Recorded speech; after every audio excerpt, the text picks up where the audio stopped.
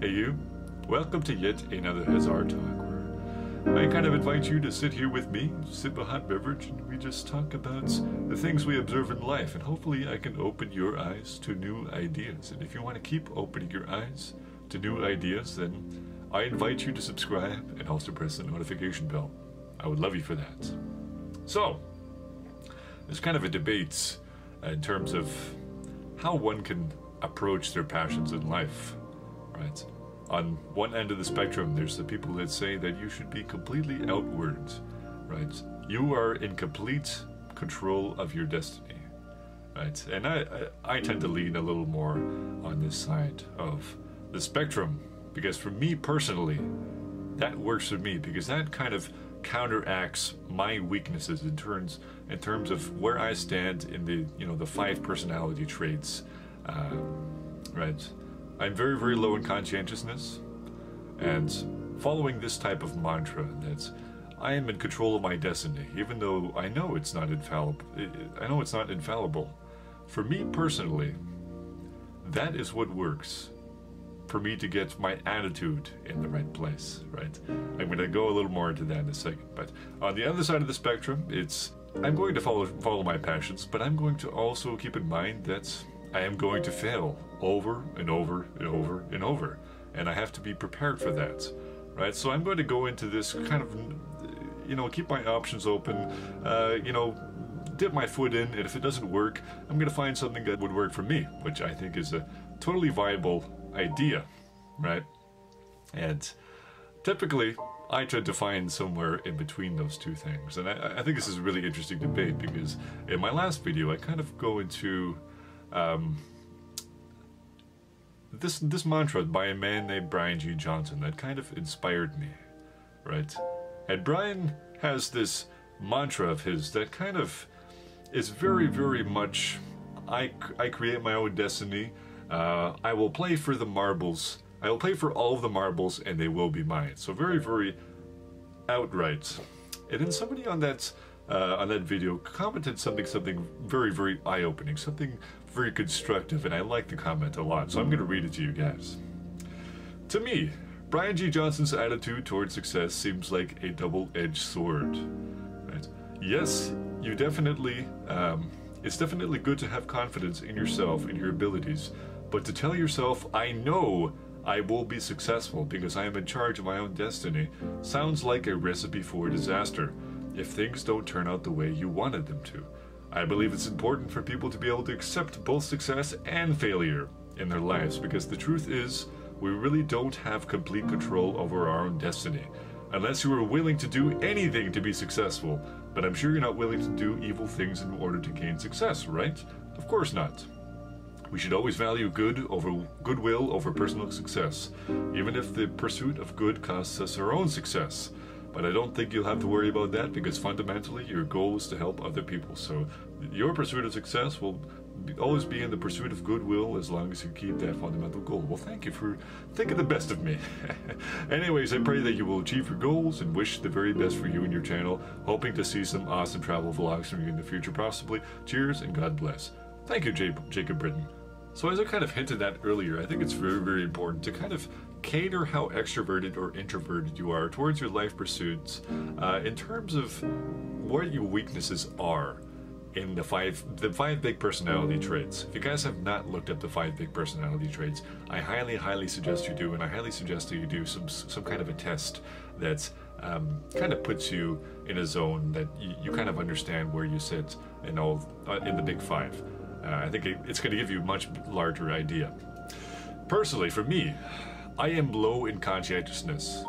So in other words, by default, I am a procrastinator. I am lazy. My default state is instant gratification, right? If I don't want to record a video, then hey, it's because at this very moment, I would rather do this that makes me feel good right now, rather than doing that thing that's going to make me feel incredible somewhere down the line, right? So for me, if I do not have a force, just pushing behind me at all times, some kind of a mantra that, is kind of pushing me in the direction of extroversion, then I will not succeed, simply put. But I am also kind of a realist, and I am very, very low in neuroticism as well. So, personally, when I am confronted with failure, I very much know how to get myself out of... I know how to create, a route around that failure. I know how to kind of tweak my priorities, and I know not to get too, down in the dumps about the fact that I've made a mistake, and I have to, do a lot of work to get myself out of that pit. And I also am very aware of the reality that, by the grace of the gods, I could be struck down and put in a hospital for the rest of my life, and I'll be a vegetable. This is a possibility. In my case, this kind of double-edged sword thinking that our commenter, Jacob, put forth was kind of the bane of my existence, right? Because I had the realism in place that allowed me to pull myself out of failure. And, this resistance that, oh, what if I fail, what if I fail, kind of worked against me. However, in a lot of cases, for a lot of people, if you do not have that realism in place, and let's say, for example, you're a conscientious person, and let's say you're low in neuroticism, you're high in neuroticism, then it's very, very likely that you should be pursuing your passions with a little more caution, a little more thoughts, right? And creating a long-term game plan. What if I fail, right? I know that when I fail personally that I tend to quit, or I tend to abandon my aspirations entirely because it's too much to handle, right? So to create a long-term game plan. If I fail, how is that going to feel? And how am I going to get out of that? What is my alternative game plan?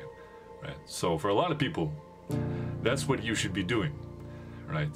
I don't think one way is more right than the other.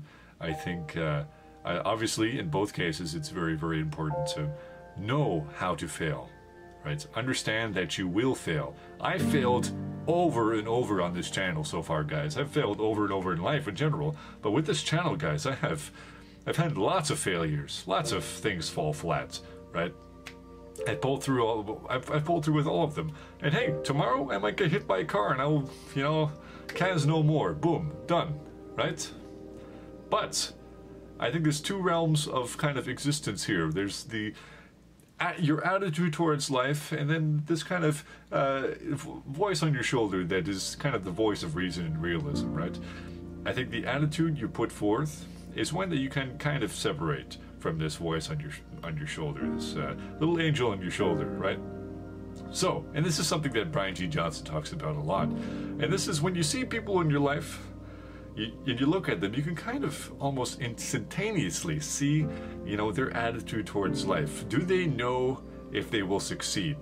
Right? You can see this with a lot of YouTubers as well. You see some videos and you go, oh, this person seems a little unsure. I don't know if I can get along. I don't think I can get on board with what they say or think.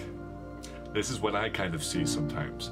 And for me personally, that's not an attitude that I want to put forward. I want to put forward an attitude that I will succeed. But again, I have that realism that kind of grounds me.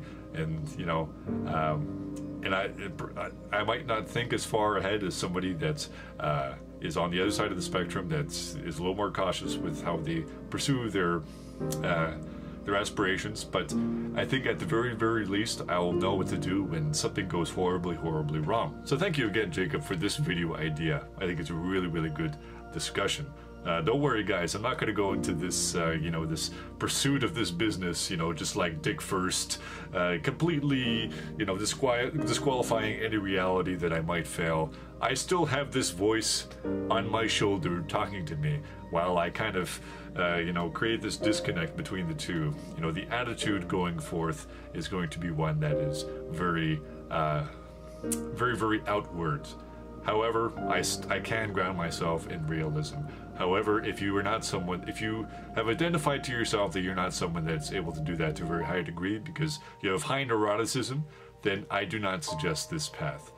And especially if you're high in conscientiousness, let's say you're schedule oriented, you know how to keep yourself on task, you're not a procrastinator, then hey, be, you know, set your micro goals, you know, just slowly inch your way up, you know, consider the fact that you might fail, create a long plan that's, you know, is going to map out your life for you. That's going to be, you know, good.